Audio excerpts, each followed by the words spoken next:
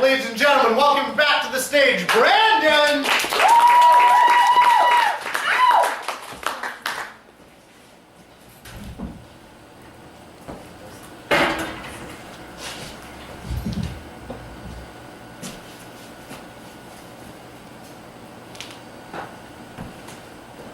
It is said Neil Armstrong believed he had a 50% chance of ever coming home.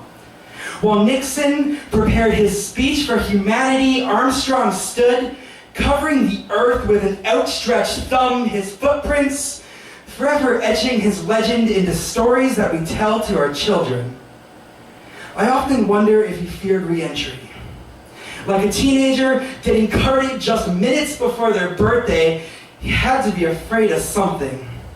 Maybe like the vibration of a planet fighting back, or the heat of a world shouting, "You shall not pass," or the possible life-ending crash. I mean, he must have feared reentry. Less than a year later, 3 men stared at the lunar surface through a microscope of failure, watching their dreams pass by their window, unable to land. As they limped home in their cold and dark tin can with a stalk deformity, the world looked to the skies as they themselves feared for re-entry. In 2003, 7 people lost their lives as the atmosphere rained down shuttle debris mixed with the salty tears of a nation shattered by tragedy, just to remind us that re-entry is never easy. 11 years later, I'm awake at 3 a.m.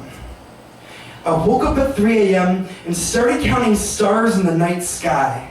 Once upon a time, they told me to shoot for the moon, because even if you miss, you'll land among the stars. What they never tell you is that stars are further away than you think, and you'll die long before you ever even reach one. That's why sometimes it's okay to break the emergency glass and plan for re-entry. It might not be easy. It may be bumpy and hot, but the world celebrates those with the courage to leave in the first place. When Armstrong came home, he was met with cheer and praise as a nation rejoiced. When Apollo 13 pierced through the atmosphere, the world exhaled in relief. When Columbia tried their very best, we wept and we mourned their loss.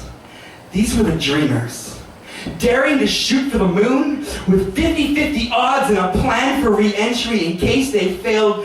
So please, do what you know is right.